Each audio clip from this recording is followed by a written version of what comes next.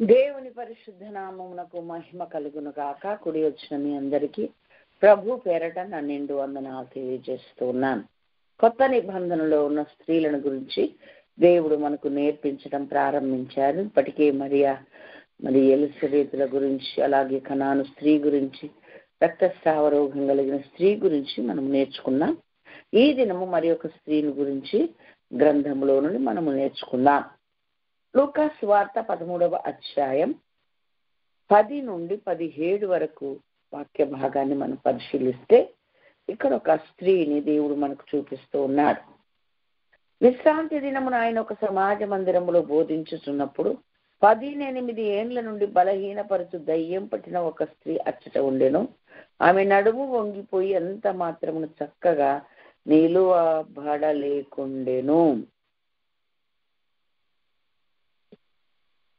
యేసు ఆమెను చూచి రమ్మని పిలిచి, అమ్మా, నీ బలహీనత నుండి విడుదల పొంది ఉన్నావని ఆమెతో చెప్పి ఆమె మీద చేతులు ఉంచగానే ఆమె చక్కగా నిలవబడి దేవుని మహిమపరచే. దేవునికి స్తోత్రం, హల్లెలూయా. యేసు ప్రభువారు భూలోకంలో నరావతారిగా ఉన్న రోజుల్లో ఎప్పుడు కూడా సమాజ మందిరానికి వెళ్ళడం ఆయనకు వాడుక చొప్పున వెళ్ళాడు అని, ఎందలకడనే వెళ్ళాడని యోహాను 8 మొదటి వచనంలో మనం చదువుకుంటాం. కాబట్టి ఆయన అలాగా వెళ్ళినప్పుడు అక్కడ ఆయనకు ఒక స్త్రీ కనపడింది. 18 ఏండ్లంటే 18 years నుంచి ఆమె చాలా నడుము వంగిపోయి బలహీనపరచు దయ్యం పట్టి నడుము వంగిపోయి బలహీనంగా ఎంత మాత్రం చక్కగా నిలవబడలేకుండా ఉంది. ఏమండి, అసలు ఆమె ఉన్నది సమాజ మందిరములో. 1 సంవత్సరం కాదు, 2 సంవత్సరాలు కాదు, 3 సంవత్సరాలు కాదు, 18 years 18 ఏండ్ల నుండి ఆ సమాజ మందిరంలో ఉంటుంది. కానీ ఆమెకు స్వస్థత లేదు. అయినంత దయ్యం పట్టిందని దేవుడు స్పష్టంగా అక్కడ రాసి పెట్టాడు. ఈ మాట కొంచెం వినడానికి మనకు విచిత్రంగా అనిపించవచ్చు. ఎందుకని అంటే, ఆ సమాజ మందిరంలో ఉన్న వాళ్ళకి దయ్యం పడుతుందా? అదేంటి? సమాజ మందిరం అంటే దేవుని ఆలయమే, వాళ్ళు ఆరాధన చేసుకునే ఆలయం. ఈ ఆలయంలోకి వచ్చే వాళ్ళకి దయ్యం ఎలా పడుతుంది అన్న మనకు ఒక ఆలోచన రావచ్చు. అయితే అసలు సమాజ మందిరంలో వచ్చిన వాళ్ళకి పట్టడం కాదు. ఇక్కడ చూద్దాం. మార్కు సువార్త 1వ అధ్యాయం 23-24 నేను చదువుతాను, 5 వరకు.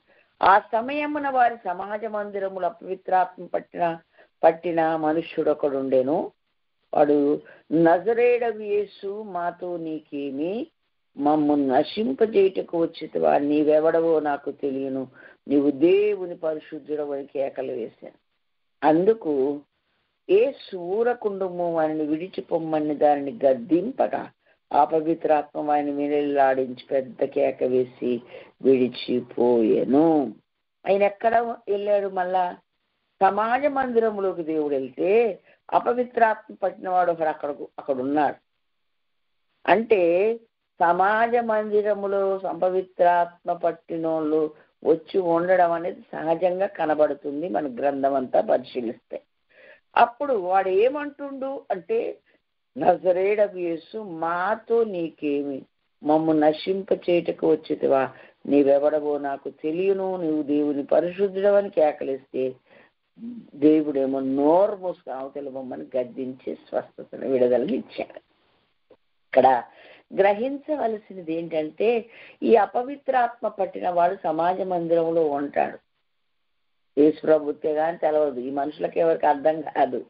ఎందుకంటే ఈ మనుషులను చూసి భయపడ్డం కానీ, నువ్వు ఎందుకు వచ్చావని కానీ, ఏంటి మీరు ఇక్కడ ఉన్నారు, అమ్మో మీరు వస్తే నన్ను ఇక్కడ ఉంచరని కానీ అలానే ఆ పరిస్థితి అక్కడ లేదు. కాకపోతే ఇటు దయ్యం పట్టింది, వాళ్ళు దయ్యం నడిపించబడుతున్నారేమో. అసలు కనుగొని వేయడం కానీ, వ్యత్యాసం కానీ, తేడా కానీ అక్కడ కనపడట్లేదు. చూడండి, 18 సంవత్సరాల నుండి ఆమె కూడా ఉంటే ఈ తేడా వాళ్ళకి ఎవరికి తెలియలేదు. గ్రహించాలి. ఇంతకు వీడేమంటున్నాడు? మార్క్స్ వార్తలో సమాజ మందిరంలో ఉన్న వీడు ఏమని అంటున్నాడు? యేసు, నజరేయుడగు యేసు, మాతో నీకేమి అని మమ్ము నశింప చేయుటకు వచ్చితివా అన్నాడు. అలాగే లూకా సువార్త, క్షమించండి, మత్తయి సువార్త 9వ అధ్యాయంలో 29వ వచనంలో అంటాడు, కాలము రాక మునిపే మమ్మల్ని బాధించుటకు వచ్చావా అంటాడు. అతను గారు మాట్లాడుతున్నాడు దేవుడితో. చూడండి, అసలు మాతో నీకేం పని, నాతో మీకేం పని, అసలు ఎందుకు వచ్చారు ఇక్కడికి? అసలు కాలము రాకమునిపే మమ్మల్ని బాధింప వచ్చావా, మమ్మల్ని నశింప చేయవచ్చావా అని అడుగుతుంది సాతాను గారు. సమాజ మందిరంలో ఉండడమే అది చాలా అరుదైన ఆశ్చర్యకరమైన విషయం. అయితే ఎలా ప్రశ్నించి ఎలా మాట్లాడుతుంది. దేవుడు ఎవరో గుర్తుపట్టింది, నజరేయుడవైన యేసు అని గుర్తుపట్టి, ఇంకా నీవు దేవుని పరిశుద్ధుడవు అని చెప్తుంది. నువ్వు మమ్మలను కాలం రాకముందుకే నీవు దేవుని పరిశుద్ధుడవని నాకు తెలియదు, నువ్వెవడవో నాకు తెలియనని దేవుని పరిశుద్ధుడవని కేకలేసి చెప్తుంది. నజరేయుడైన యేసు అని పిలిచింది. పిలిచేమంటుంది? మాతో నీకేం పని అంటుంది. మా దారి మమ్మల్ని బతకనివ్వక మా జోలికి ఎందుకు వస్తావు అని అంటే, ఉండే సమాజ మందిరంలో కానీ, దేవుని సన్నిధి కానీ, దేవుని భయం కానీ, దేవుని మాటలు వాళ్ళ మనసులోకి వెళ్ళడం కానీ లేనటువంటి ఇలాంటి మనుషులు ఎంతో మంది ఇవాళ రేపు ఆలయంలో బతుకుతున్నారు. ఏమంటే దేవుడి మాటలు వీళ్ళకి అక్కర్లే, దేవుని మాటలు వీళ్ళకొద్దు, దేవుడితో వీళ్ళకేం పని లేదు. ఎవడో ఒకరిని పట్టి పీడించి అలా చేసి వాడిని చంపి పాతాళలోకానికి దాంతో పాటు తీసుకెళ్ళడం దాని ధ్యేయం అంతే. ఇక్కడ దేవుడు నోరు మూసుకొని అవతలకు బొమ్మను అక్కడ మార్క్స్ వార్తలో గద్దించినట్టే ఇక్కడ ఈమె నానా రకాలుగా హింస పెడుతుంది దుష్టుడు. కాబట్టి ఇక్కడ నడుము వంగిపోయి ఎంత మాత్రమును పైకి చూడలేక మరి నేలకే చూస్తూ ఉంది. నడుమ వంగిపోయింది, చక్కగా నిలబడలేకపోతుంది. ఈ స్త్రీని చూసినప్పుడు దేవునికి బాధ కలిగింది. అక్కడ ఆ స్త్రీ, అయ్యా ఈ స్థితి నుండి నన్ను విడిపించయ్యా,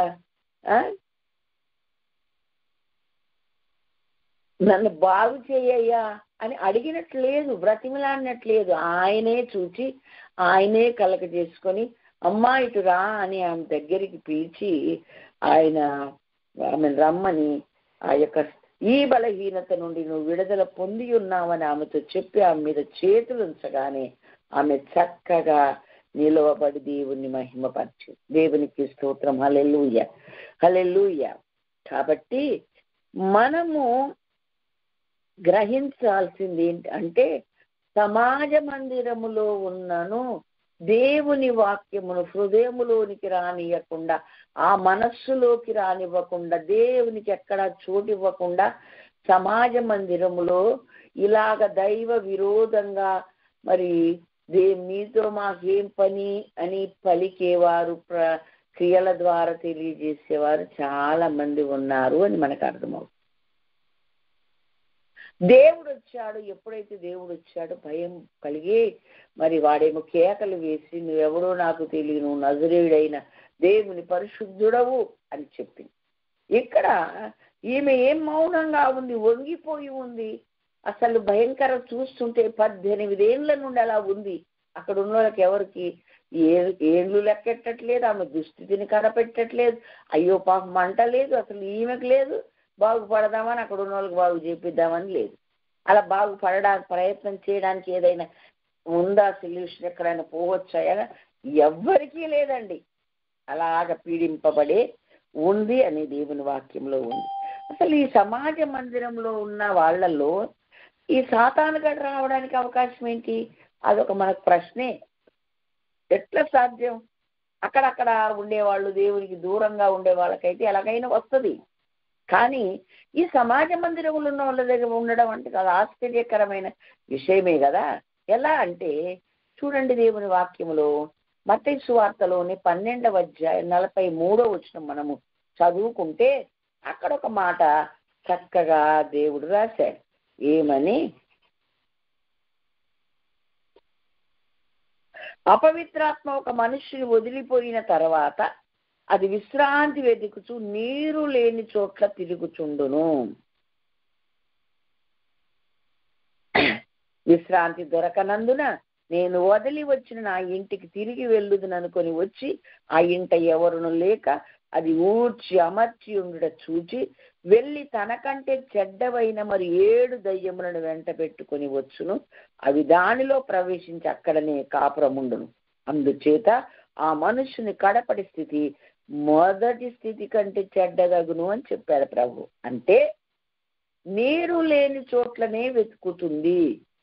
అది సమాజ మందిరం అవనివ్వండి, అది బయట అవనివ్వండి, వాడికి కావాల్సింది ఏంటి అంటే నీరు లేని చోటు కావాలి. నీరు అనగా దేవుని వాక్యం. దేవుని వాక్యము సమాజ మందిరంలోకి వచ్చి కూడా దేవుని వాక్యమునకు వారు హృదయమందు చోటు ఇవ్వకపోతే, హృదయములో ప్రభువును చేర్చుకోకపోతే, ప్రభువును ప్రతిష్ఠించుకోకపోతే, క్రీస్తును ప్రభువుగా మీ హృదయాలలో ప్రతిష్ఠించుకోండి అని వాక్యంలో ఉంది. అలా ప్రతిష్ఠించుకోకపోతే, అంటే ప్రతిష్ఠించుకోవడం అంటే ఒక స్టాచ్యూను తీసుకొచ్చి ఒక చోట ప్రతిష్ఠిస్తే అది అక్కడే ఉంటుంది. ఆలయంగా ఒక మందిరాన్ని ప్రతిష్ఠిస్తే అది ప్రతిష్ఠించబడింది, రోజు నుంచి అక్కడ ఆరాధనలే జరుగుతాయి. అలాగే ఒక మనిషి దేవునికి ప్రతిష్ఠించుకుంటే బతుకంతా దేవుని కొరకే నడుస్తాడు. కాబట్టి అలా లేనటువంటిది ఏదైనా ఉన్నదనుకో, ఆ హృదయం నీరు లేని చోట్లు వెతుకుతూ ఉంటది. వాక్యం ఎక్కడెక్కడైతే ఉండదో అక్కడెల్లా సాతానుగాడు తిష్ట వేసుకొని కూర్చుంటాడు అని దేవుని వాక్యం ద్వారా మనము నేర్చుకుంటున్నాం. నజరేయుడు యేసు, మాతో నీకేమి పని, కాలము రాకమునిపై మమ్మల్ని నశింపచేయ వచ్చితివా అని చెప్పి నోరు మూసుకోమని దేవుడు చెప్పగానే దయచేసి మమ్మలను ఆ పందుల్లోకి వెళ్ళడానికి ఆజ్ఞాపించమని అడగడం మనందరికీ తెలుసు. వెంటనే దేవుడు ఆజ్ఞాపించడం, అక్కడ ఉన్న పందులన్నీ వెళ్ళిపోయి దాదాపు 2000 పందులు వెళ్ళిపోయి ఆ సముద్రంలో పడి చావడం మనం చూసాం. తేనా పట్టిన వాడి ఆ సందర్భంలో. అంటే వాడికి కాలం ఎప్పుడు, దేవుడు ఎప్పుడు వస్తాడో, పూర్తిగా మేము ఎప్పుడు బంధించబడతామో, ఎప్పుడు పాతాళ లోకంలోకి వెళ్ళిపోతా అన్నీ తెలుసండి. ఈ క్రైస్తవులకి ఏమీ తెలియదు. కాలాలను గుర్తుపట్టలేదు. వర్షకాలమో చలికాలమో మరి ఎండాకాలము గుర్తుపట్టగలరు. ఈ లోక వైఖరిని మీరు వివేచించుదురు కానీ దైవ సంబంధమైన సంగతులు మీరు వివేచింపరు. ఎలా అంటాడు లూకాసు వార్తలు? గుర్తుపట్టలేరు అసలు. దేవుని వాక్యం మన చేతిలో ఉండగా మరి మరి ఇజ్రాయేల్ దేవుని గడియారం అని పిలువబడుతూ ఉండగా వరల్డ్ క్లాక్ అంటారు దాన్ని పెద్దలు బైబిల్ పండితులు. అంటే ప్రపంచ గడియారమే ఇజ్రాయేల్ దేశం. ఇజ్రాయేల్ దేశములో జరుగుతున్న మార్పులను బట్టి, నడుస్తున్న విధానాన్ని బట్టి దేవుని రాకడ ఎంత దగ్గరగా ఉందో గుర్తుపట్టమన్నాడు గ్రంథములో. అంజూరపు చెట్టు చిగుర్చున్నప్పుడు, లేస్తే ఇన్నప్పుడు మీరు నేను సమీపమని ద్వారం యొద్ద ఉండగానే మరి ఉన్నానని గుర్తుపెట్టుకోండి అని చెప్పాడు. కానీ క్రైస్తవ లోకం చాలా మందికి ఈ సత్యాలు, ఈ విషయాలు తెలియదు. సాధారణ గాడికి తెలిసినవి కూడా తెలియదంటే ఇంకెంత దౌర్భాగ్యం మనం గ్రహించాలి. సరే, ఇవి ఎవరి దగ్గరికి ఇంతగా సీక్వెన్స్గా వస్తాయి, ఎంత సంతోషంగా వస్తాయంటే వాక్యము ఎవరి అంతరంగంలో ఉండదో వారిలోనికి వస్తాయి. వాక్యమును ఎవరు విని విడిచిపెడతారో, అంతరంగములో నిలుపుకోరో వారిలోనికి వస్తాయి. వచ్చి అబ్బాయి ఎంత ఊడ్చి అమర్చి ఉంది. సాతానుగాడు ఉన్నప్పుడు, దేవుని దగ్గరికి రానప్పుడు చీకటి అంతా అల్లిమిపోయి ఎక్కడ చూసినా దుష్టత్వం లాగానే కనబడేది. ఎప్పుడైతే దేవుడు సాతాన్ని నెలగొట్టేశాడో, వెలుగులోనికి వచ్చేసామో, హాయ్ క్లియర్గా ఉంది అంతరంగం. మరి ఏం చేయాలి? ఇంతకాలం చెడ్డది పోయింది, ఒకటి తీసేస్తే ఇంకొకటి నింపాలి. సాతానుగాడు తిష్ట వేసుకున్నాడు, దేవుడు దాన్ని ఎలగొట్టాడు, ఖాళీ అయిపోయింది. దేన్ని నింపాలి? వాక్యమైన దేవునితో నింపుకోవాలి, వాక్యంతో నింపుకోవాలి. కానీ నేను ఖాళీగానే పెట్టాను. నేనంట ఒక ముక్కలో చాలా మంది పాపం చేయరు, ప్రార్థన చేయరు. ఎవరికి ఉపయోగం? ఏం లాభం అని మనం గ్రహించాలి. కాబట్టి ఆ ఖాళీగా ఉండేసరికి తనకంటే చెడ్డవి మరి 7 తీసుకొచ్చి ఇంకా మొదటి స్థితి కంటే కడపడి స్థితి ఘోరమైనట్లుగా చూసాం. ఇక్కడ ఈమె కూడా ఎందుకు వంగిపోయింది నడుము అని అంటే వాక్యం మనకు జ్ఞాపకం చేస్తుంది. ఇల్లు అంటే మనమే అన్న సంగతి తెలుసు. నేను విడిచి వచ్చిన ఇంటికి మరలా పోదును అనుకుంది. చూడండి, ఇల్లు అంటే మనమే ఇల్లు అని హెబ్రీ 3:6 రాయబడి ఉంది. కాబట్టి ఆ ఇల్లు అయిన మనలోనికి ఖాళీగా ఉండకుండా, ముందు సాతానుగాడు ఉన్నాడు దేవుని దగ్గర రాకముందు, ఎలగొట్టేశాడు దేవుడు. మరి ఇప్పుడు ఏం కావాలి? వాక్యము చోదింపబడాలి. ప్రార్థనతో, స్తుతులతో దేవునికి ప్రతిష్ఠితులముగా, దేవుని ప్రభువుగా ప్రతిష్ఠించుకోవలసిన మన హృదయాలు ఖాళీగా ఉంటే దుష్టుడు వచ్చి అందులో కాపురం ఉంటాడని దేవుని వాక్యం ద్వారా మనం నేర్చుకుంటున్నాం. వాక్యాన్ని హృదయంలో భద్రపరచుకొని సామెతలు 4:23 అన్నిటికంటే ముఖ్యముగా నీ హృదయమును నువ్వు భద్రం చేసుకో అన్నారు. సర్వ శరీరకు ఆరోగ్యమును కలగజేస్తుంది వాక్యమే కనుక నువ్వు అన్నిటికంటే నా వాక్యాలను చెవియొగ్గు, ఆలకించు, నీ కన్నులేతను తొలిగిపోనీయకు, నీ హృదయమందు వాటిని భద్రం చేసుకో. దొరికిన వారికి అవి జీవమును, వారి సర్వ శరీరమునకు ఆరోగ్యం ఇచ్చును. నీ హృదయంలో నుండి జీవ ధారలు బయలుదేరును. కాబట్టి అన్నిటికంటే ముఖ్యముగా నీ హృదయమును భద్రంగా కాపాడుకొని దేవుడు చెప్తే ఖాళీగా పెట్టుకున్నాదంట ఆమె. అందుకనే ఆ హృదయంలోకి మగవాళ్ళవని ఆడవాళ్ళవని ఎవరి హృదయం ఖాళీగా ఉంటే సాతానుగాడు అందులో ప్రవేశించే అవకాశం ఉంటుంది. చాలా మంది వింటారు వాక్యాన్ని, వెంటనే విడిచిపెడతారు. చాలా మంది వాక్యమును వింటారు, గ్రహించరు. ఈ చెవితో విని ఆ చెవితో వదిలిపెట్టే వాళ్ళు ఉంటారు. ఇంప్లిమెంట్ అంటూ ఉండదని వాక్యం మనకు నేర్పిస్తూ ఉండగా, ఇప్పుడు ఇక్కడ ఈమె కూడా అలాగే ఉంది కనుకనే ఈమె నడుము వంగిపోయి మరి పైకి లేవలేని స్థితిలో ఉంది. దాని గురించి దేవుడు ఇంకా చెప్పాడు. 17:9 10 వచనములో, ఇక్కడ ఇర్మియా గ్రంథములో, హృదయం అన్నిటికంటే మోసకరమైనది, ఘోరమైన వ్యాధి గలది, దాన్ని గ్రహింపగలవాడు ఎవడు లేడు అన్నాడు. కాబట్టి మరి ఆ వాక్యమే మన అంతరంగంలో లేకపోతే వాడు తిష్ట వేయడం ఖాయం. కాబట్టి ఆ సమాజ మందిరంలో పాపం 18 ఏళ్ల నుండి ఆమె ఆ స్థితిలో బాధపడుతుందని మనం జాలి తెలిసి అయ్యయ్యో అని అంటున్నాం కదా. కానీ ఒకవేళ అంటే అసలు మనం ఎలా ఉన్నాం, మన అంతరంగం ఎలా ఉంది, మన హృదయం ఎలా ఉంది? వినట్లేదని నేను అనను. వింటున్న వాక్యాన్ని హృదయంలో భద్రపరుచుకున్నాడు. స్టోరేజ్ ఉందా? ఒకవేళ అలా ఉంటేనే ఆ సాతానుకు చోటు ఉండదు అన్న సంగతి ఎరిగారా? అందుకని ఆత్రుత పడైన హృదయమును వాక్యము నింపాలి. యేసయ్యను ఎరగక్కితం ఉన్న సమస్త దుర్నీతి సంబంధమైన, దుష్ట సంబంధమైనదంతా మన ఆలోచనలో నుండి, మన హృదయంలో నుండి తీసివేసుకుని దైవ వాక్కులు, దేవుని గుర్చిన సంగతులు మరి వాటి అన్నిటితో మన అంతరంగాన్ని నిలుపుకోవాలి. అలా నిలుపుకుంటేనే మన సర్వ శరీరమునకు ఆరోగ్యం ఇస్తుంది. అందుకని ఇక్కడ అంటాడు, చూడండి, హృదయం అన్నిటికంటే మోసకరమైనది, ఘోరమైన వ్యాధి గలది, దాన్ని గ్రహింపగలవాడెవడు? ఒకటి ప్రవర్తన బట్టి వాని క్రియల ఫలము చొప్పున ప్రతికారము చేటుకు యెహోవా అను నేను హృదయమును పరిశోధించువాడను, అంతరింద్రియములను పరీక్షించువాడను అని చెప్పాడు. నేను ఎప్పుడు చెప్తుంటా, మనం కారు చెడిపోతే బైక్ మెకానిక్ దగ్గర తీసుకెళ్తే ఆడేం చేస్తాడు? ఎవరి దగ్గర తీసుకెళ్ళాలి? వాళ్ళ దగ్గరికి తీసుకెళ్ళాలి. కాబట్టి హృదయమును, అంతరింద్రియమును పరిశీలించే దేవుడు, బాగు చేసే దేవుడు, పరీక్షించేవాడు కనుక దాన్ని బాగు చేసే దేవునికి మనల్ని మనం అప్పగించాలి. అందుకే మీ వెండి బంగారాలు నాకు ఇచ్చేయండి, మీ ఆస్తులు పాస్తులు నాకు రాసిచ్చేయండి అనలేదు. నా కుమారుడా, నీ హృదయం నాకిమ్ము అని దేవుడు చెప్పాడు. దేవునికి మహిమ కలుగునగా. అది సామెతల గ్రంథం 23:26 వచనంలో ఆ మాట వ్రాయబడి ఉంది. కాబట్టి అంతరంగాన్ని దేవునికి ఇచ్చుట వలన మనకేం కలుగుతుంది అని అంటే, దేవుడు దానిని బాగు చేస్తాడు. దేవుడే ఆ హృదయంలోనికి వస్తాడు.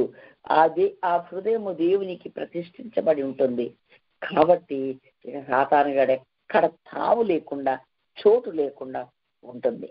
మొదటి యోహాను పత్రిక 3వ అధ్యాయం క్షమించండి 2వ అధ్యాయం 14వ వచనం నేను చదువుతున్నా. చిన్నపిల్లలారా, మీరు తండ్రిని ఎరిగి ఉన్నారు గనక మీకు వ్రాయిచున్నాను. తండ్రులారా, మీరు ఆది నుండి ఉన్న వారిని ఎరిగి ఉన్నారు గనక మీకు వ్రాయిస్తున్నాను. యవనస్తులారా, మీరు బలవంతులు, దేవుని వాక్యం మీ యందు నిలుచుతున్నది, మీరు దుష్టుని జయించి ఉన్నారు గనక మీకు వ్రాయిచున్నాను. ఏమండి, యవనస్తులు ఎలాగా జయించారంట దుష్టుని? దేవుని వాక్యం వారి యందు ఉన్నదంట. వారు బలవంతులు అని చెప్తున్నారు. దేవుని వాక్యము ఎవరి హృదయం అందు ఉంటే వాళ్ళు బలవంతులండి. బలవంతులు అయితేనే దుష్టుని ఎదిరించగలుగుతారు, ఓడించగలుగుతారు. దేవునికి స్తోత్రం, హల్లెలూయా. అందుకే నేను మీకు రాస్తున్నాను, మీరు దుష్టుని జయించారు కనుక మీకు వ్రాయిస్తున్నా. ఎలా జయించారు? మీ హృదయం అందు దేవుని వాక్యం ఉంది గనక ఈ సత్యం మీకు అర్థం కావట్లేదు. అందుకే మీరు దుష్టుని జయించగలిగారు, అందుకే ఈ విషయం మీకు రాస్తున్నాను అన్నాడు. దేవునికి మహిమ కలుగును గాక, హల్లెలూయా. కాబట్టి దేవుని వాక్యం మన హృదయంలో ఉండాలి. ఇంకొక మాట ఉంటుంది, 119వ కీర్తన 11వ వచనములు అంటాడు, నీ ఎదుట నేను పాపం చెయ్యకుండానట్లు నీ వాక్యము నా హృదయములో నేను ఉంచుకొని ఉన్నాను అంటాడు. ఎంత చక్కని మాట.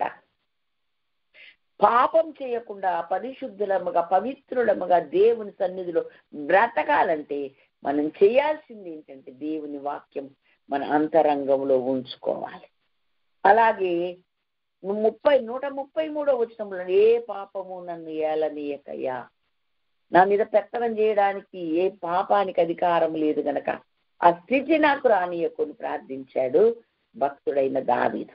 37వ కీర్తన 31వ వచనంలో జనులు గమనించి, దావీదును గమనించి, అలాంటి భక్తులను గమనించి, వారి దేవుని ధర్మశాస్త్రం వారి అంతరంగంలో ఉన్నది కనుక వారి అడుగులు జారవు అని చెప్పుకుంటున్నారట.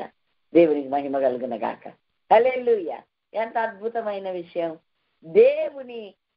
వారి దేవుని ధర్మశాస్త్రం వారి అంతరంగంలో ఉంది కనుక ఇక వాళ్ళు జారిపోవడానికి, అడుగులు జారిపోవడానికి, తుట్టిల్లడానికి, పడిపోవడానికి అవకాశమే లేదని చూసే వాళ్ళు ఒప్పుకుంటున్నారు. దేవునికి స్తోత్రం, హల్లెలూయా.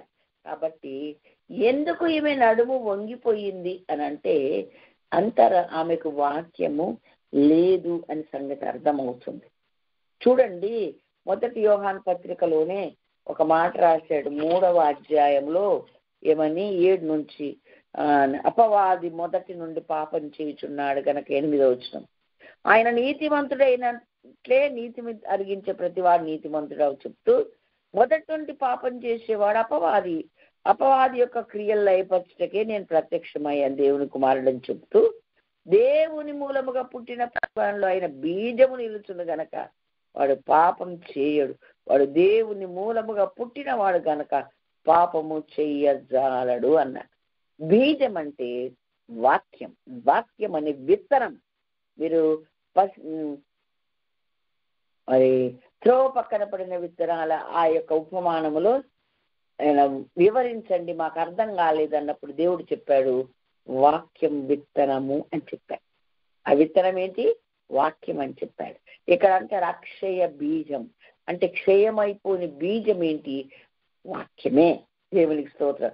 ఆ వాక్యం అనే బీజం ఎవరి హృదయాల్లో ఉంటాడో వాడు దేవునిలో నిలుస్తాడు, పడిపోడు, పాపము చెయ్యడు, చెయ్యచాలడు అని చెప్పాడు. ఎంత చక్కని మాట. కాబట్టి ఈమెలో ఏమి లేదండి, గుడికి వచ్చే టైం తెలుసు, గుడికి రావడం తెలుసు, అలా వంగిపోయే ఉంటది, ఎన్ని రోజులైనా ఉంటది, కానీ వాక్యం హృదయంలో పెట్టుకుందామన్న జ్ఞానం ఆ యొక్క ఆలోచన బొత్తిగా ఆమెకు లేదు. అందుకే 18 సంవత్సరాల నుండి వంగిపోయి అలా ఉంది అని వాక్యం చెప్తుంది. ఇంకొక మాట, నడుము వంగిపోయింది అన్నాడు. నడుము అనంటే ఏంటి అంటే మొదటి పేతురు పత్రిక మరి 1వ అధ్యాయం 13వ వచనంలో ఏం చెప్పాడు అనంటే దేవుడు, కాబట్టి మీ మనస్సును నడిమి కట్టుకొని నిబ్బరమైన బుద్ధి గలవారై యేసుక్రీస్తు ప్రత్యక్షమైనప్పుడు మీకు తేబడు కృప విషయమై సంపూర్ణ నిరీక్షణ కలిగి ఉండండి అన్నాడు. ఏ నడుము కట్టుకోవాలంట? మనస్సు అనే నడుము కట్టుకోవాలి. హృదయంలో మనము వాక్యాన్ని దాచిపెట్టుకొని మనము మనస్సు అనే నడుమును కట్టుకోవాలి, కంట్రోల్గా ఉంచుకోవాలి.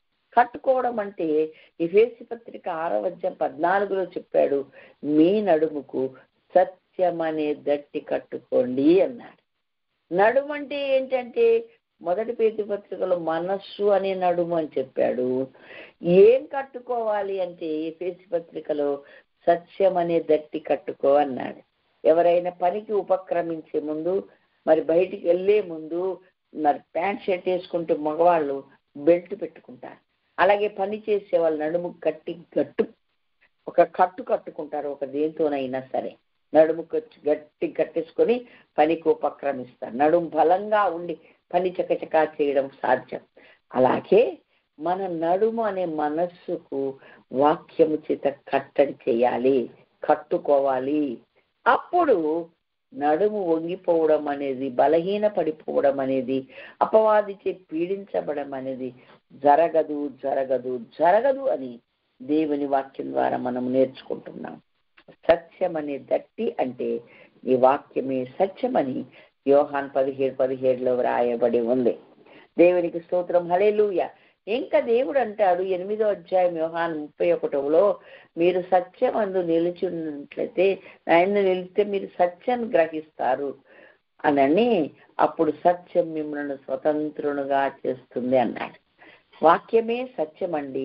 ఆ వాక్యం మన హృదయంలో అంతరంగంలో ఉంటే, మనస్సు అనే నడుమును కట్టుకోగలిగితే వాక్యం చేత, వాక్యం అనే దట్టితో మనము స్వతంత్రులమై ఉంటాం. దేనికి బానిసలము కాదు, దేనికి తలవగ్గం, దేనికి దాసరము కాదు. దేవునికి స్తోత్రం, హల్లెలూయా. ఇంకా కింద వాళ్ళు సంభాషణ పొడిగిస్తూ, మేమెవరం అనుకుంటున్నారు, మేము అబ్రహాం సంతానం, మేమెప్పుడు ఎవరికి దాసులుగా లేవంటే 34వ వచనంలో దేవుడు అన్నాడు, మీరు అబ్రహాం సంతానం అయితే అబ్రహాం క్రియలే చేస్తారు అని చెప్పి ఏమన్నాడంటే, పాపము చెయ్యి ప్రతి వాడికి పాపానికి దాసు. మేము ఎవరికి దాసులుగా లేవని పెద్ద గొప్ప చెప్పుకుంటున్నారేంటి? పాపం చేసే ప్రతివాడు పాపానికి దాసుడే అని చెప్పేశారు.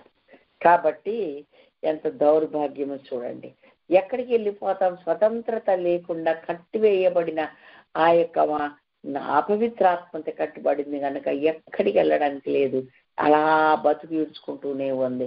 ఆ బతుకు నుండి బయటపడే ఒక అవకాశం కూడా వెతుకుతున్నట్టుగా ఎక్కడ మనకు కనిపించదు. దేవుడే జాలి చూపి ప్రేమ కలిగి ఆయన వచ్చి అక్కడ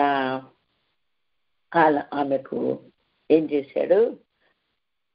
జాలి కలిగి దేవుడు స్వస్థపరిచాడు. ఇప్పుడు ఆమెలో ఏం లేదండి? వాక్యం లేదు. దేవుణ్ణి ప్రభువుగా ప్రతిష్ఠించుకోలేదు. హృదయం, నా హృదయం, నీ హృదయం నాకు ఇవ్వమంటే ఇవ్వలే. మనస్సును అని నడుమును జాగ్రత్త కట్టుకో అంటే అది చేతకాలేదు. దేంతో కట్టుకోవాలో కూడా తెలియనట్టుంది. సత్యం అనే దట్టితో. సత్యం అంటే ఏంటంటే యోహాన్ 17:17 నీ వాక్యమే సత్యం.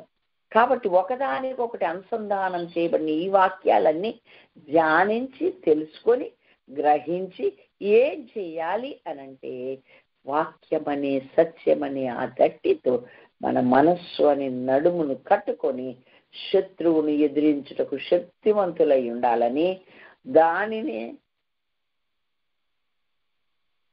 దేవుడిచ్చు సర్వాంగ కవచము అని చెప్పాడు ఎఫెసీ పత్రికలో. ఎక్కడి నుండి? రక్షణ అనే శిరస్త్రాణము, సత్యం అనే దట్టి, నీతి అనే మైమరు, పాదములకు సమాధాన సువార్త వలనైన సిద్ధ మనస్సు అనే జోడు, విశ్వాసం అనే డాలు, వాక్య ఖడ్గం ధరించమని చెప్పాడు. అలాగా వాక్యం అనేది మన అంతరంగములో ఉండాలి. వాక్యం అనేది మన మనస్సులో ఉండాలి. అప్పుడు వాక్యం మనలో ఉంటే దుష్టుని చేత నడిపించబడ్డం కానీ, దుష్టుడు మన దగ్గర రావడం కానీ, మనల్ని ఏమైనా ప్రేరేపించి దుష్ట మార్గంలో నడిపించడం కానీ జరగదు జరగదు జరగదు అని దేవుని వాక్యాన్ని బట్టి నీకు తెలియచేస్తూ ఉన్నా. కాబట్టి మనం ఏం చెయ్యాలి అనంటే, వాక్యము చేత మన హృదయం, నింపబడాలి. మన మనస్సు వాక్యము చేత నింపబడాలి. మన హృదయములో ప్రభువును మరి ప్రతిష్ఠించుకోవడం మనం నేర్చుకోవాలి.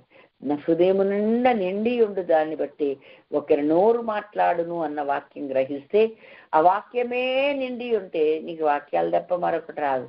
ఎప్పుడు చూసిన వాక్యం చెప్పడానికే నువ్వు సిద్ధపడతావు. దేవునికి మహిమ కలుగును గాక.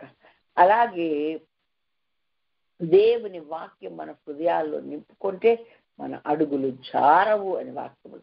నీ ఎదుట నేను ఏ పాపం చేయకుండానట్లు నీ వాక్యం నా హృదయంలో ఉంచుకొని ఉన్నాను అని వాక్యం మనకు నేర్పిస్తుంది. దేవునికి స్తోత్రం. హల్లెలూయా.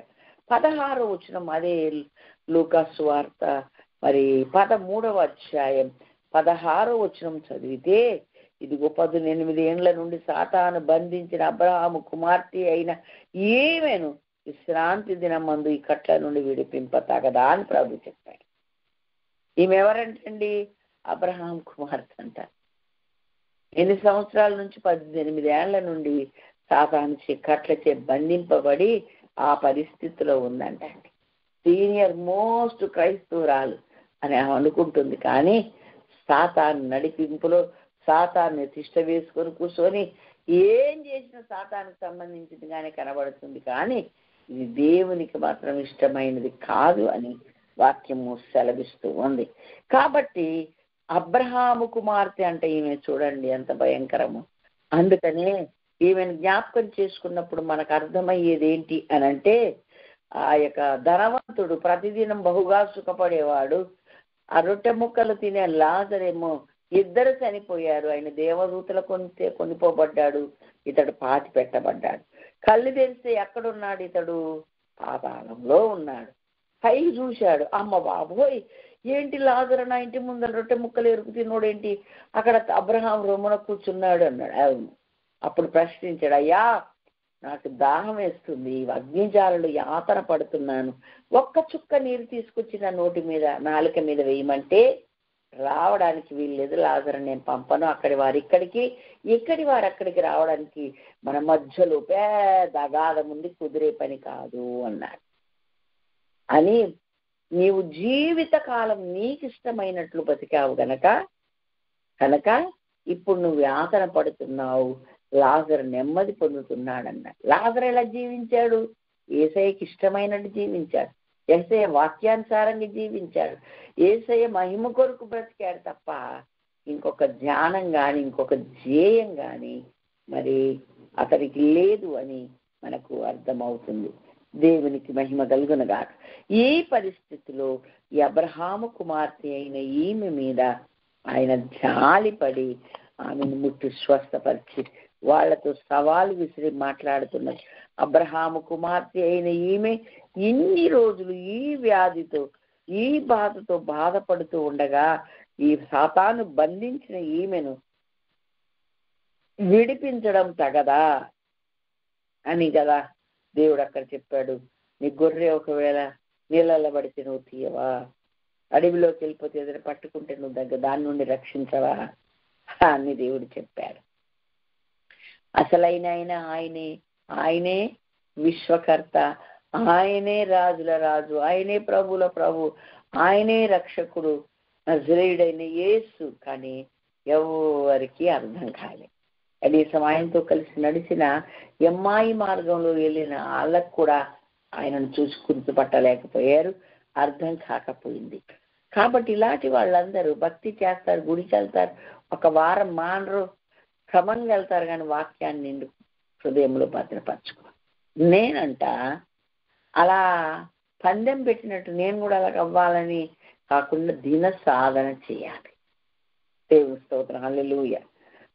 దినము వాక్యము లేకుండా నేను బతకలేను అన్న స్థాయిలోకి మనందరం రావాలి.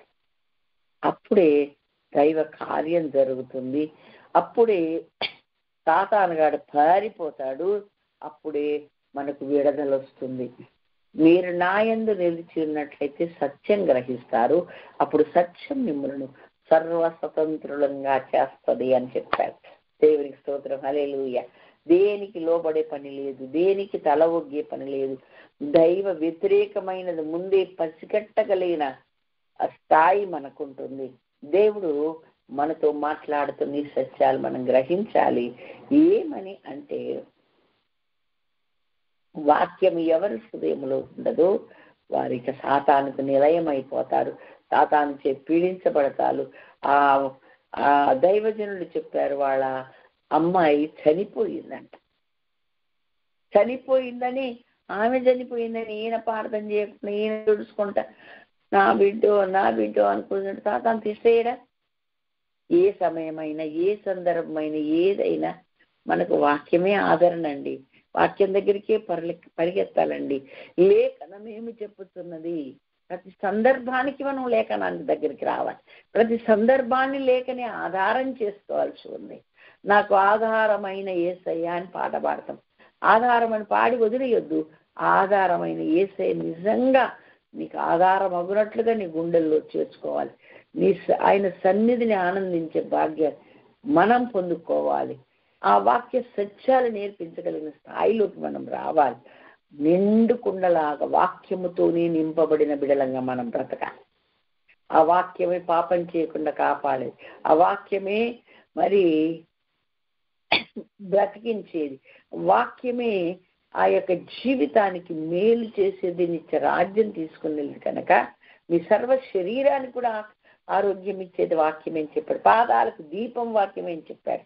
అందుకే ఆ వాక్యాన్ని మీ హృదయంలో ప్రతిష్ఠించుకోమని దేవుడు చెప్తే అసలు నోట వంట కూడా లేకుండా వెళ్ళిపోయింది వాక్యం. అందుకనే ఆ దేవుడు మరి చూచినప్పుడు, అంత భయంకరమైన పరిస్థితి ఉన్నప్పుడు ఆ సొదొమ గొమొర్రాలను వాళ్ళని బయటికి తీసుకొని వచ్చేదంతా కాల్చి వేసినట్లుగా ఆదికాండం 19వ అధ్యాయంలో మనము చదువుకుంటా ఉన్నాం. దేవునికి స్తోత్రం, హల్లెలూయా. కాబట్టి దేవుని వాక్యం ఏం చెప్తుందో మనం చాలా గమనించి, మరి అబ్రహాము కుమార్తె అయిన ఈమె కొరకు అనేకులు వాళ్ళ ప్రేయర్ సెల్ వాళ్ళకు ఉంది. కాబట్టి వాళ్ళందరూ కూడా మరి ప్రార్థన చేసి గుంపుగా ఒక చోట చేసి ప్రార్థన చేసుకుంటారు. అలా ప్రార్థన చేస్తేనే ఒకరికొకరు వెన్నుదట్టినట్లుగా, ఒకరికొకరు ధైర్యపరుచుకున్నట్లుగా, ఒకరికొకరు పురికొల్పినట్లుగా ఉంటుంది. మరి ఒంటరి ఉన్న వాళ్ళకి ఇదే సంగతులు అంటే, నువ్వు మోకరిస్తే ఆయన నీ దగ్గరకు వస్తాడు, ఆయన దిగి వచ్చేస్తాడు. పరిశుద్ధాత్మ నీతోనే ఉంటాడు. నా అనుభవం అదే. ఎన్ని గంటలు గంటలు గంటలు దేవుని సన్నిధిలో గడపడానికి బైబిల్ చదవాలి, ప్రార్థన చేసుకోవాలి, బైబిల్ చదవాలి, ప్రార్థన చేసుకోవాలి. ఇది నా పనులు ముగించుకోవాలి త్వర త్వరగా. కాబట్టి ఎవరి అంతరంగములో వాక్యములకు చోటు లేదో, ఎవరి అంతరంగం వాక్యానికి విలువ ఇవ్వదో వారిలో సాతాను గాడు తిష్టేస్తాడు, కానీ దేవుడు ఉండడు. వాక్యమే దేవుడు, వాక్యమే దేవుడు. యెసన్న గారు అంటారు, అయ్యా నీవు నా నిలువెల్ల నిండి ఉన్నావు అంటాడు. సత్యమే దేవుడు కదండి. వాక్యమందు ప్రతిష్ఠించు, వాక్యమే సత్యం అన్నాడు. కనుక మీరు సత్యమందు నిలిచి ఉంటే మీరేమవుతారు? మరి స్వతంత్రులు అవుతారు, సత్యాన్ని గ్రహిస్తారు అని చెప్పారు. స్వతంత్రం అవడం అంటే ఏంటి? ఇండిపెండెన్స్ డే జరుపుకోవడం కాదు. మనకు బంధించబడే ప్రతి దుష్టుడి కట్ల నుండి మాకు విడుదల దొరుకుతుంది. స్వేచ్ఛా జీవులం అవుతాం. ఏ మనిషికి కానీ, ఏ యొక్క గుణాలకు కానీ, వ్యసనాలకు కానీ బానిస కాని వారుగా ఉంటూ కేవలం దేవునికి బానిసగా ఉండగలిగే ఒక చక్కని సందర్భాన్ని దేవుడు మన జ్ఞాపకం చేశాడు. కాబట్టి మనమందరము కూడా ఏం చేయాలా? వాక్యమును అర్థం చేసుకోవాలి. చూడండి, అబ్రహాము కుమార్తె అయిన ఈమెను నువ్వు ఇలా చేస్తావా, ఈ విధంగా మరి అనే దుష్టుడు బయటికి అని చేయి పెట్టిండు. వెంటనే విడుదలయ్యింది. దేవునికి మహిమ కలుగును గాక. ఆ సర్వశక్తి మంతుడైన దేవుడు మనకు దేవుడై ఉండగా అనుక్షణం మనము దేవునితో కలిసిన వారంగా, సహవాసం చేసే వారంగా, అనుసంధానం చేయబడిన వారంగా, మనల్ని కలిపిన ఆ దేవుని బట్టి మనం వందనాలు చెల్లిస్తూ మరింతగా ప్రభు సన్నిధిలో ప్రార్థించాలని, అలాగే వారి ఇంట్లో జరిగి ఆ కార్యంలో కూడా ఏ కార్యం చూసినా వాక్యం వాక్యం వాక్యం వాక్యం వాక్యం లేని కార్యం ఉండదు.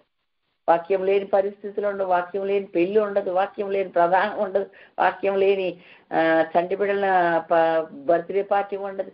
ఎక్కడైన వాక్యం నిజమే విరివిరిగా వాక్యం వినబడుతుంది, కానీ ఎంతమంది హృదయాల్లో వాక్యానికి చోటుందో ఆలోచించాలి. ఎంతమంది వాక్యాన్ని హృదయంలో చేర్చుకుంటున్నారో ఆలోచించాలి. ఎంతమంది వాక్యానుసారంగా ప్రవర్తిస్తున్నారో ఆలోచించాలి. ఇలా జరిగించి చేసేవాళ్ళు అబ్రహాం పేరు చెప్పుకున్న మాత్రాన కాదు, అబ్రహాం క్రియలే చేయాలన్నారు. అబ్రహాం క్రియలు చేసే వాళ్ళందరూ స్వతంత్రులే, అలా చేయాల వాళ్ళందరూ పాపం చేసిన వాళ్ళే, పాపానికి దాసులే అవుతారని స్పష్టంగా యేసు ప్రభు చెప్పారు. వాళ్ళకి చాలా కోపం వచ్చింది. కోపం వస్తే ఎవరికి కావాలండి?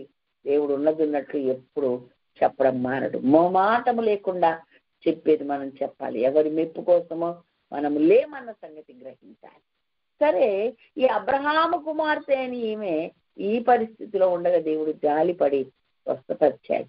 ఇంకొక చోటు ఉంటుందండి లూకా సువార్తలోని, ఆ యొక్క లూకా 16:19 నుంచి మనం చదివితే, ఒక ధనవంతుడు ఉన్నాడు. వాడు ఉదారంగా వస్త్రాలు చేసుకొని ప్రతి దినము సుఖపడేవాడు. అంటే అసలు కష్టమే వాడికి తెలియదు. పాపం బీద లాజరు, దీనుడైన లాజరు, నీతిమంతుడైన లాజరు, ఆహారం ఎవరు పెడతారని ఎదురు చూసే లాజరు, ఆ బల్ల ధనవంతుడు కదా ఏమైనా పెడతాడని వస్తే పెట్టకపోగా బల్ల మీద పడు రొట్టె ముక్కలు తిని ఆకలి తీసుకునేవాడంట. ఆ అరకూర ఆకలితోనే నీతిని మాత్రం వదలలే, సత్యాన్ని మాత్రం వదలలే, న్యాయాన్ని వదలలే.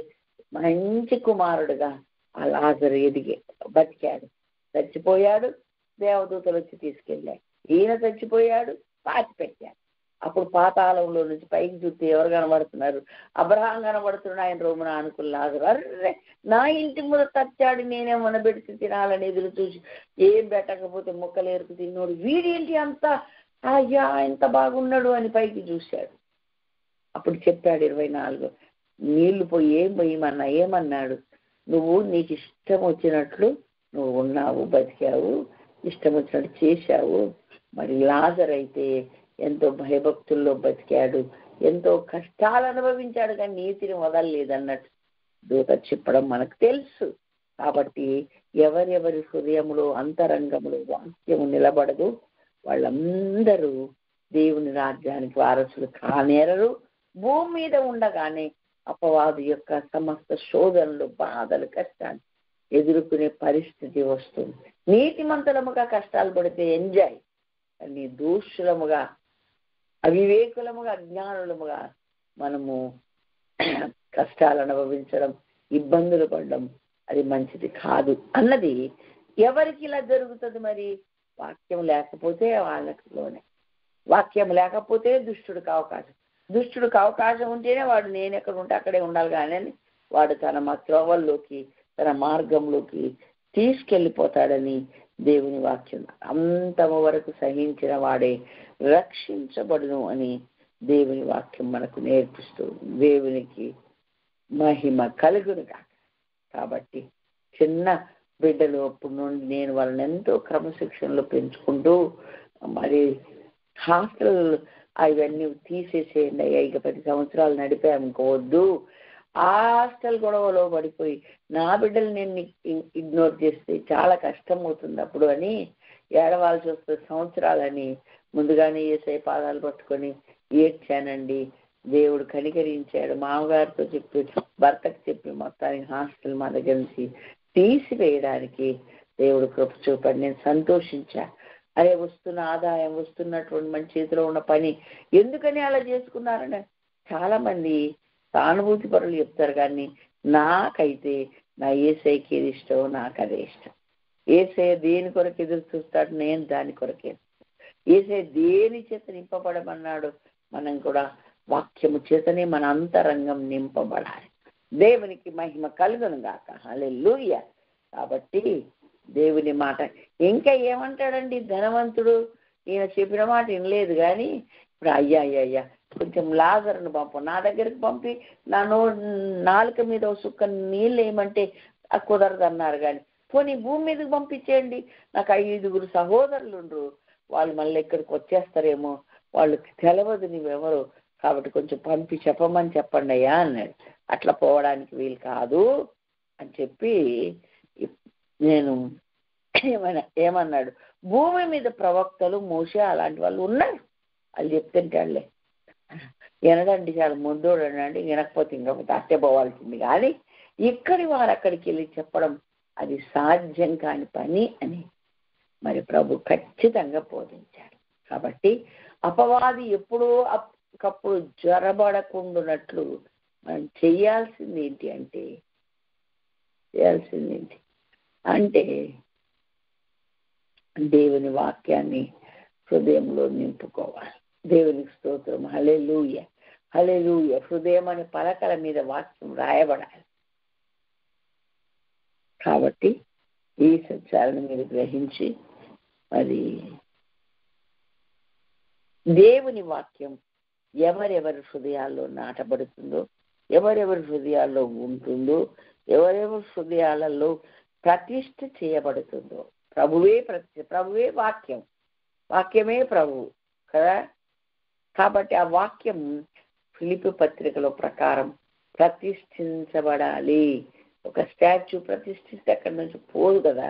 అందుకని మరి ఎప్పుడూ పెట్టినటువంటి మరి ఆర్థర్ ఎవరు కాటన్ దొరది అలాగే ఉంది, అంబేద్కర్ది అలాగే ఉంది, గాంధీది అలాగే ఉంది.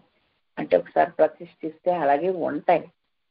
కాబట్టి నీలో కూడా ప్రభువును ప్రతిష్ఠించుకుంటే యుగ యుగాలు ఆయన నీతో కూడా ఉంటాడు. మత్తయి సువార్త 28వ అధ్యాయం చివరి వచనంలో అనలేదా, ఇదిగో యుగ సమాప్తి వరకు సదాకాలము నేను మీతో కూడా ఉంటాను అని చెప్పాడు దేవుడు. కాబట్టి పరిశుద్ధ సహవాసం, ముఖ్యంగా దేవునితో సహవాసం, దేవుని వాక్యాలను హృదయాల్లో పట్టుకునే ఆ స్థితి మనమందరం కదిలి ఉన్నాం. నిర్లక్ష్యం, నిర్విచారం, ఆత్మీయ సోమరితనం వల్ల వాక్యం హృదయంలోకి దూరదు, వాక్యం హృదయంలో భద్రపరచుకోలేరు. ఆ పరిస్థితి రాకుండా మనము కనికరించి కృపా సింహాసనం మీద కనికరింపబడ్డకు మనమందరం వద్దాం. ఈ కృప అనేది ఆగిపోలేదండి, ఇంకా సాగుతూనే ఉంది, అధికమవుతుంది. ఇంకా కృప వెంబడి కృపను, మహిమ వెంబడి మహిమను మనం పొందాల్సిన అవసరము ఎంతైనా ఉంది అని వాక్యం చెప్తుంది. కాబట్టి సమాజ మందిరములోనే ఉండి నడుము వంగిపోయి ఎంత మాత్రం చక్కగా నిలబడలేని స్త్రీని గురించి నేర్చుకున్నా. ఒక రోజు కాదు, 2 రోజులు కాదు, 18 సంవత్సరాల నుంచి ఉందా. 18 years అంటే మాట్లాడండి. అలా ఉన్న ఆమె మీద దేవుడు జాలిపడి కనికరపడి ఆమెను బాగు చేశాడని వాక్యం మనకు నేర్పిస్తూ దేవునికి మహిమ కలుగునుగా.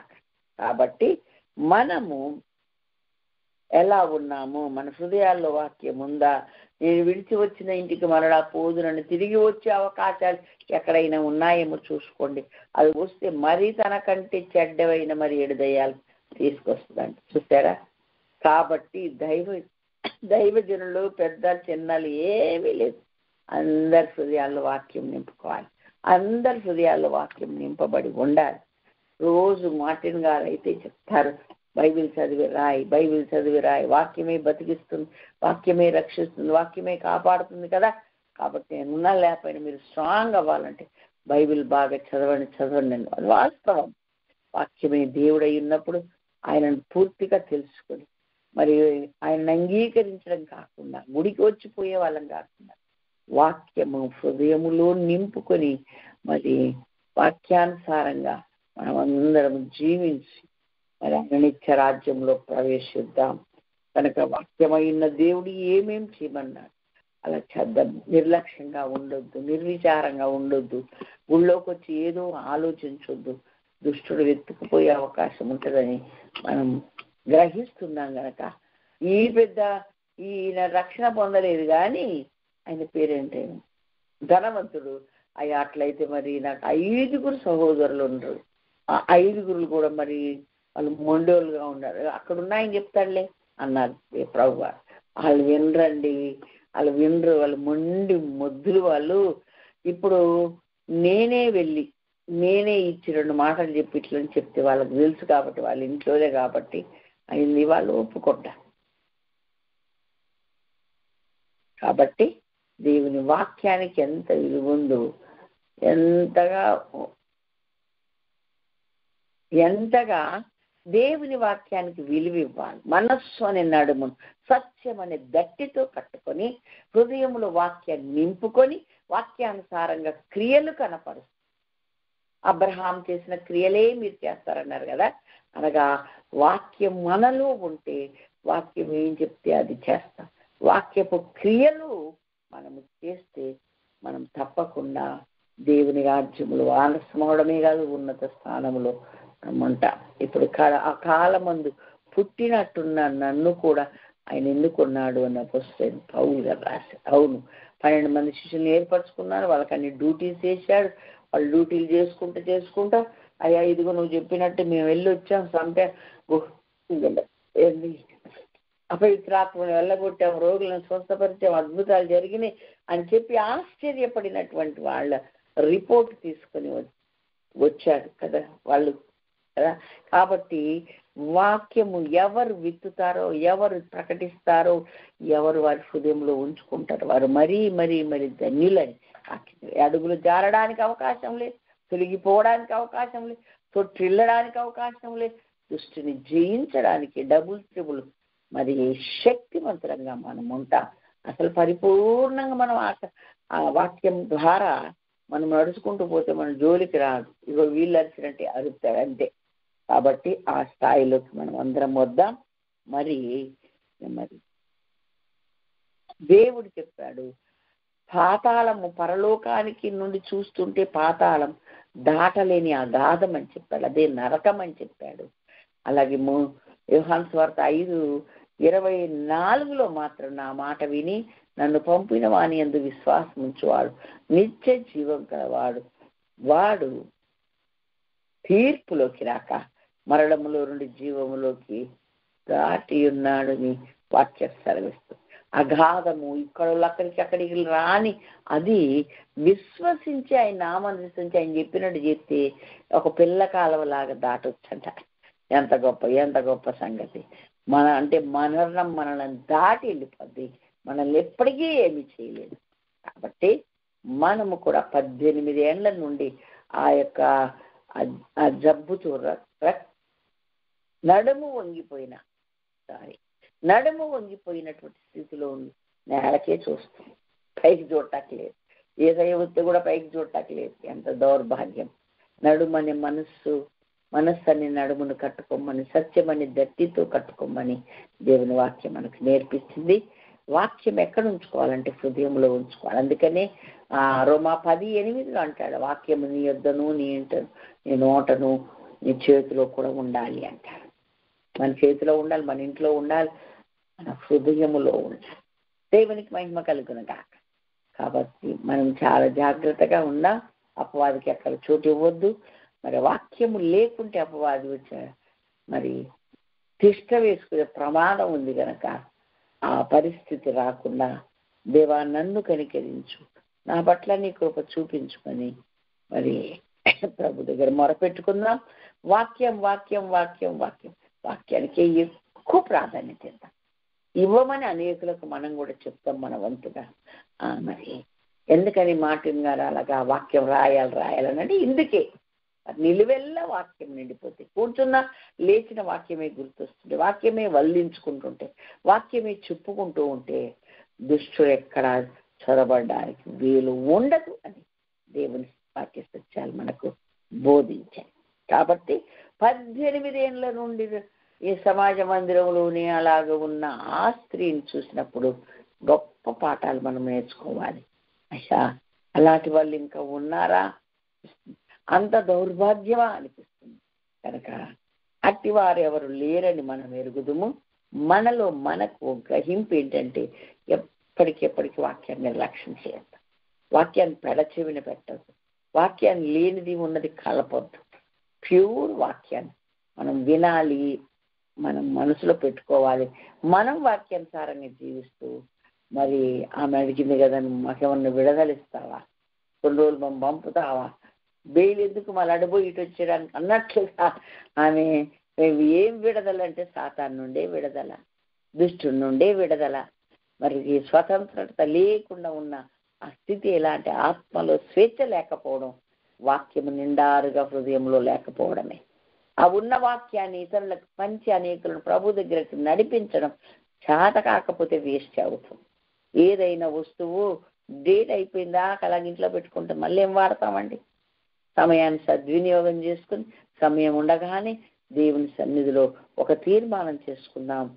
ఆ యొక్క ఎప్పుడు సువార్తను ప్రకటించాలన్న భారం వచ్చేసింది. అయ్యయ్య లాజరును పంపించేవా, మరి ఆయన ప్రకటిస్తాడు వెళ్ళిపోయి అని అన్నాడు. వేరే కుదరదని చెప్పారు. అసలు సాధ్యం కాదు. దాటలేని సరిహద్దు అగాధమని లాజరుకు చూపించి విశ్వసిస్తే గనక నన్ను అదొక పిల్ల కాలువలాగా దాటొచ్చు అని మళ్ళా రుజువు చేసి తెలియచేసి ఆయన ఆరోహణమై వెళ్ళిపోయాడు. ఆయన బిడ్డలమైన మనము వాక్యము చేత కట్టబడదాం, వాక్యం చే పట్టబడదాం, హృదయంలో వాక్యాన్ని మరి నిలుపుకుందాం. ఏ పాపమును చేయకుండానట్లు ఉదయకాలం మొదలు పెడితే రాత్రి కాలం దాకా వాక్యమే వాక్యమే వాక్యమే. ఇంకొకటి లేని బ్రతుకు. ఎక్కువగా గృహిణులైన వారందరూ అబద్ధాలు. పిల్లలంటే వయస్సు, చదువుకునే వయస్సు కనుక వాళ్ళు చదువుకుంటారు. అయితే అలాగా మనము వాక్యమును అంతగా ప్రాధాన్యత, అంతగా మనం వాక్యానికి విలువిచ్చి హృదయమని పలకల మీద వాటిని రాసుకొని హృదయంలో భద్రపరుచుకొని ఇంకా ఎక్కువగా డౌన్లోడ్ చేసుకొని అనేకులకు ఇవ్వడానికి ఆ విధంగా మనము చేసుకొని మనము దేవుని రాజ్య వ్యాప్తి కొరకు మనం పాటుపడదాం. మన వంతు కొంతమందిని వాక్యం కొరకు నడిపిద్దాం, పురికొలుపుదాం. ఆ సర్వాంగ కవచం గురించి క్షుణ్ణంగా 1కి 10 సార్లు చదివి అది మనం చేస్తున్నామా లేమా, సహవాసంలో ఇలాంటి చెప్పే సహవాసంలో లేకపోతే మీరు మరి నష్టపోతారు. అది మీ ఇష్టం. కాబట్టి నేను చెప్తున్నాను, వాక్యమే మనం నడవడానికైనా, మనం బ్రతకడానికైనా, సర్వశరీరానికి ఆరోగ్యమైన, అలాగే తినడానికైనా వాక్యాహారమే. దేవునికి మహిమ కలుగును గాక. కాబట్టి మనం అందరం గుర్తెరగాలి, దేవుని వాక్యం మన హృదయంలో భద్రపరుచుకొని వాక్యానుసారం జీవించాలి. చూడండి, వాక్యాన్ని హృదయంలో నింపుకున్న మరి ఆ స్త్రీలు కొంతమంది వాక్యానుసారంగా జీవించట్లేదు.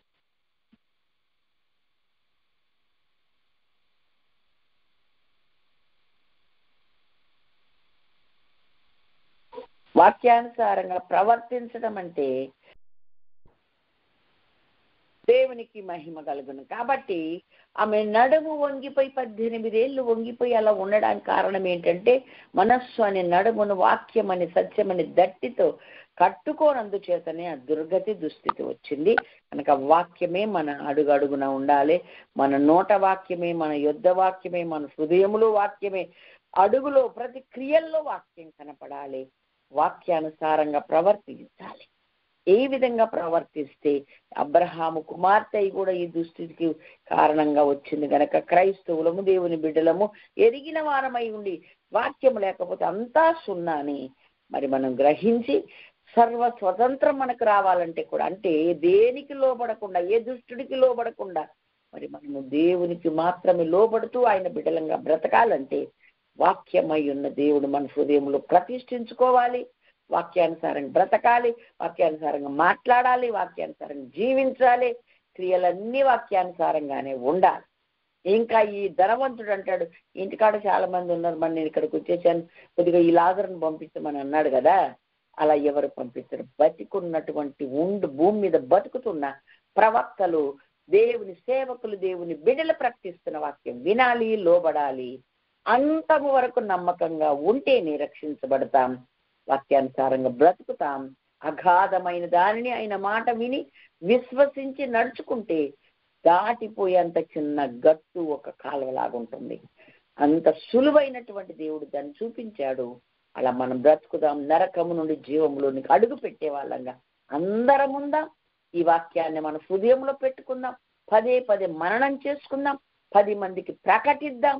మనము అనేకులను ప్రభు దగ్గర నడిపించి యోధులుగా ఉందాం. మనము స్ట్రైట్ గా దేవుని కొరకు యోధులముగా యుద్ధం చేసే ఒక మిలిటరీ మ్యాన్ లాగా నిలబడగలగాలంటే వాక్యమే ప్రాధాన్యమని గ్రహించుదాం. అట్టి కృప దేవుడు మనందరికి అనుగ్రహించును గాక.